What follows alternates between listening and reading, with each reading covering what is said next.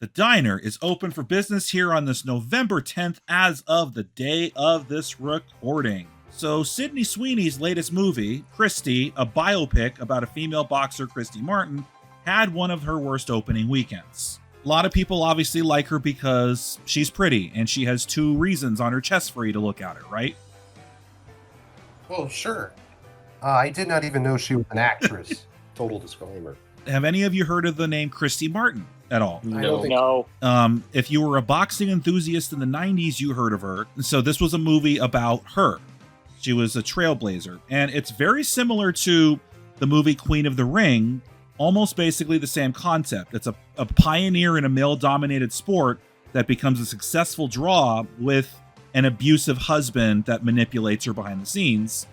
Except instead of it being a wrestler, Mildred Burke, it's Christy Martin. So it's basically the same kind of movie. And I've seen the movie. I did go and see it. The thing is, Queen of the Ring downplays a lot of what Billy Wolfe did to Mildred Burke. So they kept it at a PG-13 rating. While the Christy Martin movie definitely details when things get bad between her and Jim. And let's just say there is some disturbing content in there. And if you know stuff about domestic violence, then you know what it probably showed. Now, the thing that it does have going for the Christy Martin movie is Sydney Sweeney does fine. She is trained in combat sports, so she actually did really good as a boxer. And the guy who plays Jim Martin, Ben Foster, makes you hate Jim Martin, which is exactly what he was supposed to do. So it's not a masterpiece movie. It's a good movie for what it is. Christy Martin, if you ever look her up, you ever just look up YouTube highlights of her fights, she was a legit badass. And her story is worth telling. And Sydney said she did this for the art. And in this quote from Entertainment Weekly, we all signed on to do this film with the belief that Christy's story could save lives.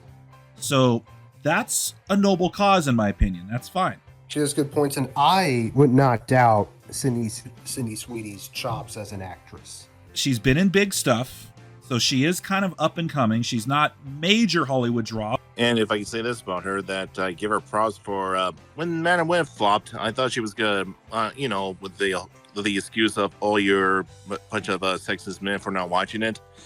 More like she got to make fun of the movie herself. I'll give her credit for that. Yeah, you're right. Sydney even admitted, I just got on for the ride to see what was going to happen. I just did this for the paycheck. So she's upfront about it. And it's like, okay, we appreciate the honesty. Good for you. Is this a movie worth seeing?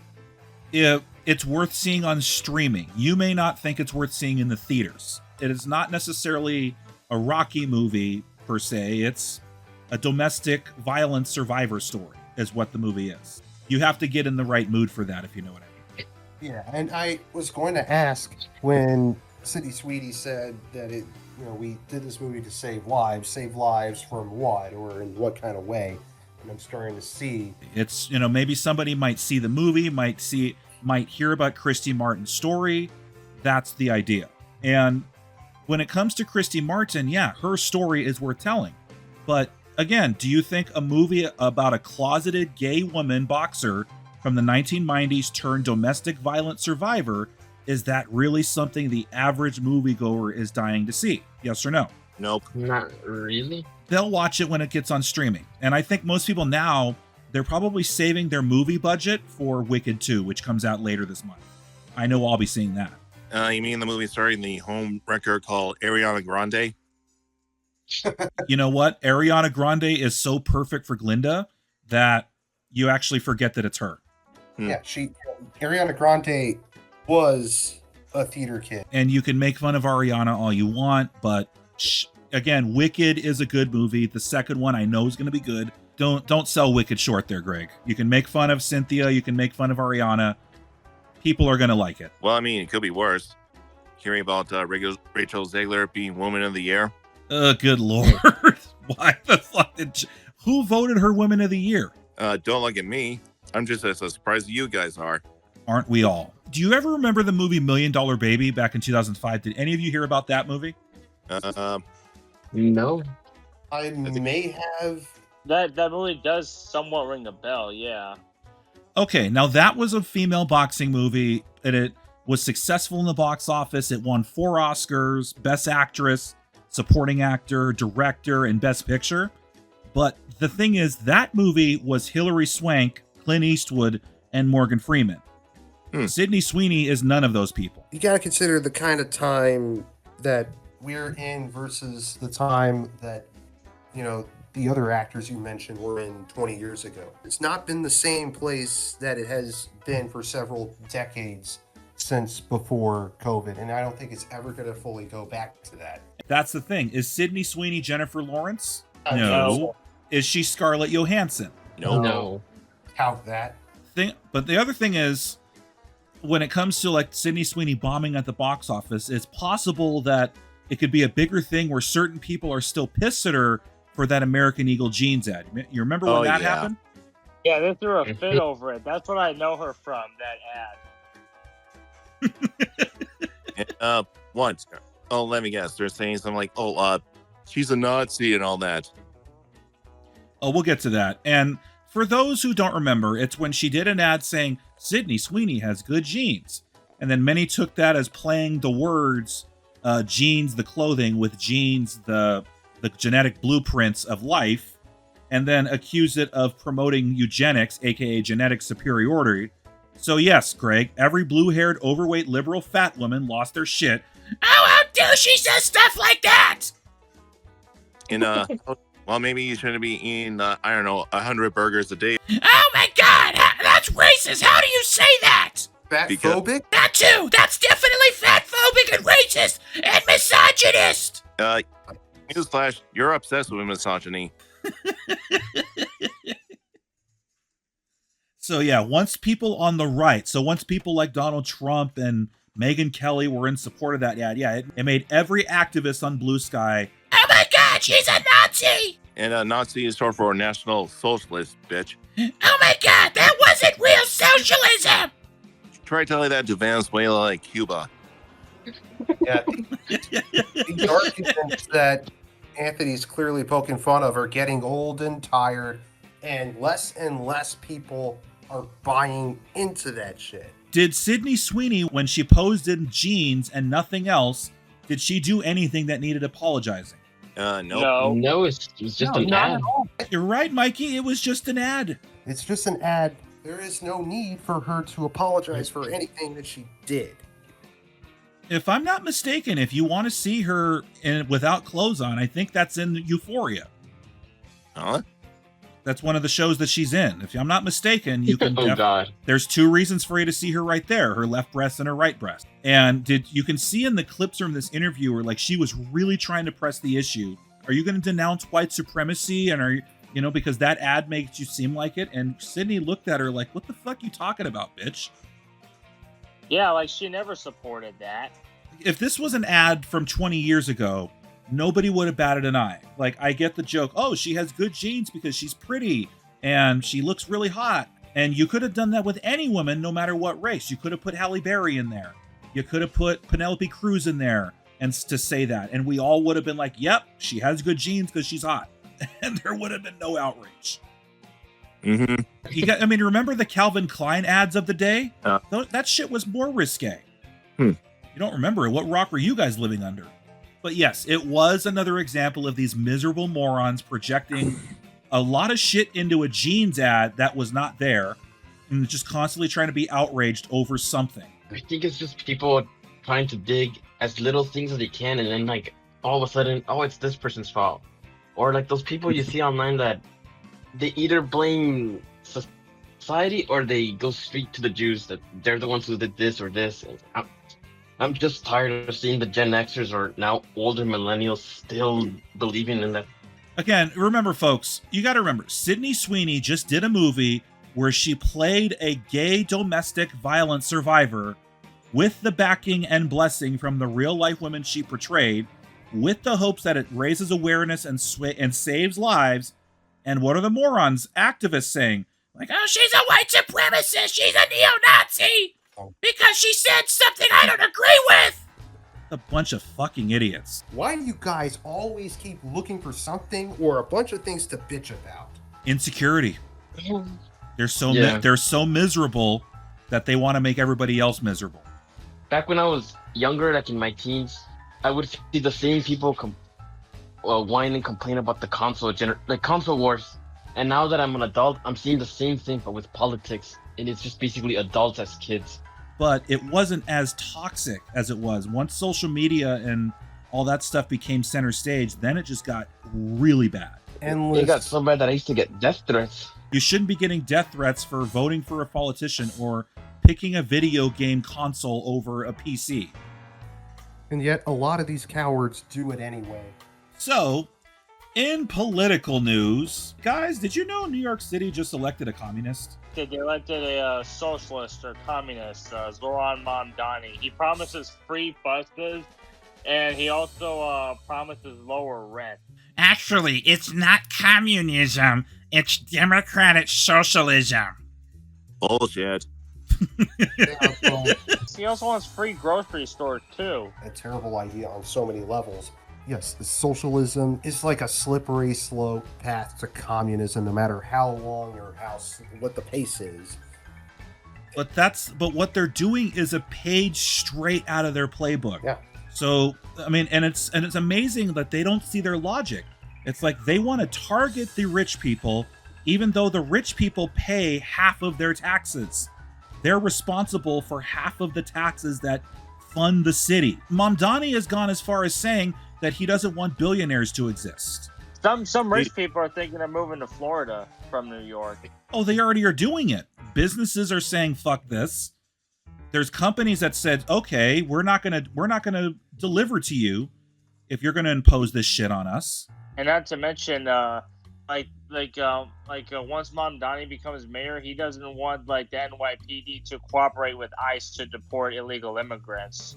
The way I'm looking at it is, you guys remember the show Doug, right? Yes. On Nickelodeon Yeah. and Disney. Yeah. Do you remember the episode where Doug ran for class president or class something, Yeah. and he got everybody to vote for him because if you vote for me, everything is going to be free.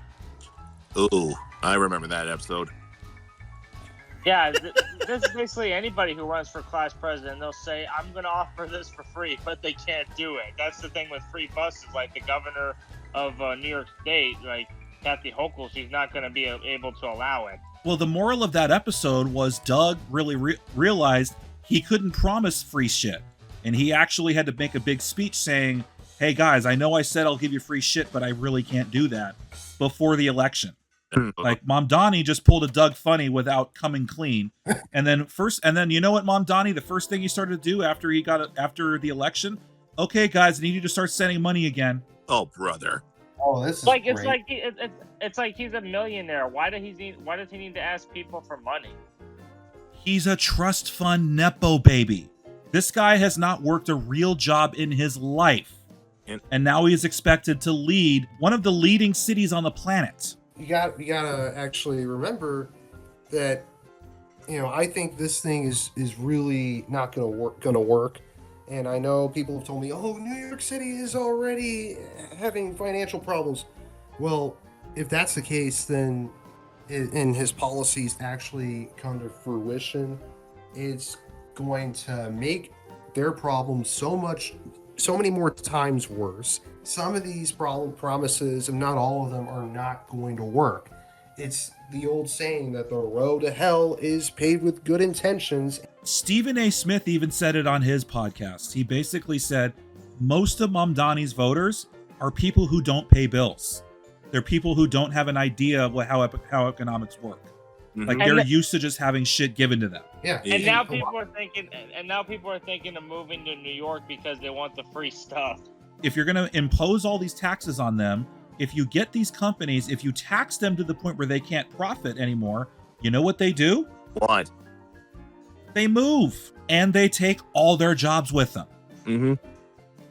California companies going to Texas and other states is a big example of that. And even the Wall Street people, those are like among the richest people in New York City. They already have offices in Texas, Tennessee, and Florida. And, they're actually in the process of making a brand new stock exchange in Dallas. It'll be the Texas Stock Exchange. And since Texas has less regulations than New York City, maybe some people could make more stock money for themselves. So this whole logic of, well, we're just going to just tax more people Just give the government more money. It's like people don't want to do that. And I know I don't get this whole logic of virtue signals of, well, I'm fine if my taxes get raised if people are hungry and they get fed. But that's the thing, is they're not getting fed. Money getting poured into these programs, and the homeless problems keep getting worse. Just look at what happens in LA. Or Yep. San Fran. Yeah, and Yeah. I can name like one reason why Mom Donnie won. Like there is like no such thing as when you go out to vote. Like in New York, you don't get a vote. You don't get carded. You don't get shown your ID. Like I think you should have to show your ID before you go vote. Yep. Yeah. So these people expecting it to be like a big communist revolution, it's not going to happen like that. And if it does become it, then we are watching the Kurt Russell movie Escape from New York. We're watching everything that happens before that movie. Well, the National Guard will have to be sent to New York City before that could happen. Okay. So that's all we're going to say about the Mamdani thing. All right. So if you actually did want him to be part of your mayor and you think he's going to work, you know what? If it does work out, I would like to be proven wrong. But all of us looking at it, look from the outside looking in, we just don't see that happening. Yeah. Last political topic we're going to go over is the government shutdown is over. Hooray. Yeah. The Democrats have Finally. Democrats have caved. Yep, it's officially about to start ending, and this is good news. So it was the Democrats finally caving in and saying, "Okay, fine, we won't keep the government shut down." So you have to realize that they thought that they could keep the government shutting down, starve people to death, the people that actually need food stamps to live and survive. They thought that was a good idea, to starve people to death just so they can get what they wanted when the Republican says no. Is really between the Democrats and the Republican leaders. They were reaching the point to where they needed to vote on federal budgeting for the next fiscal year, but they did not get as many votes as they needed to do that. And at the same time,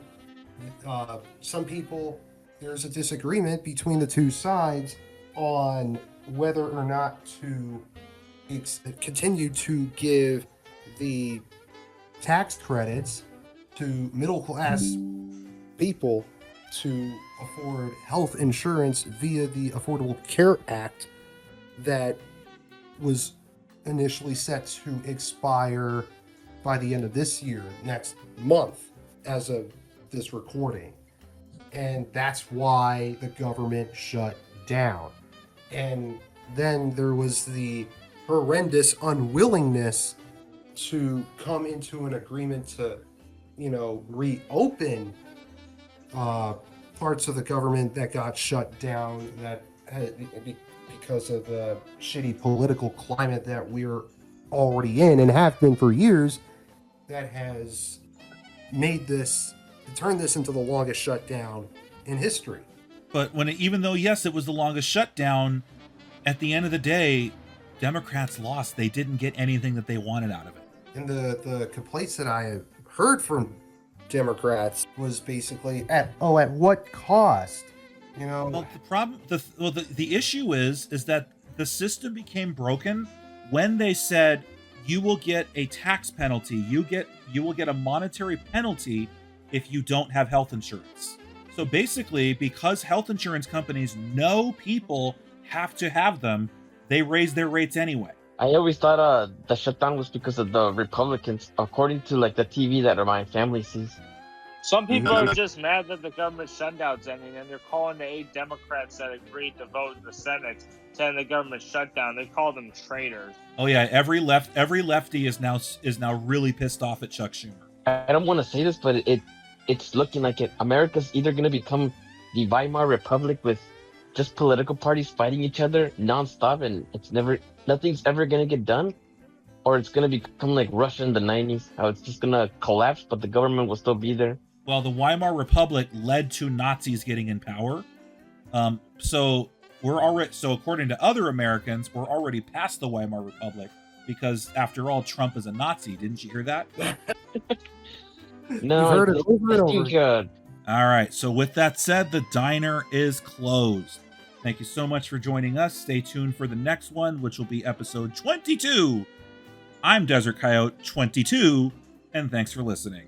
Say goodbye, guys. Goodbye. Bye. I'm out.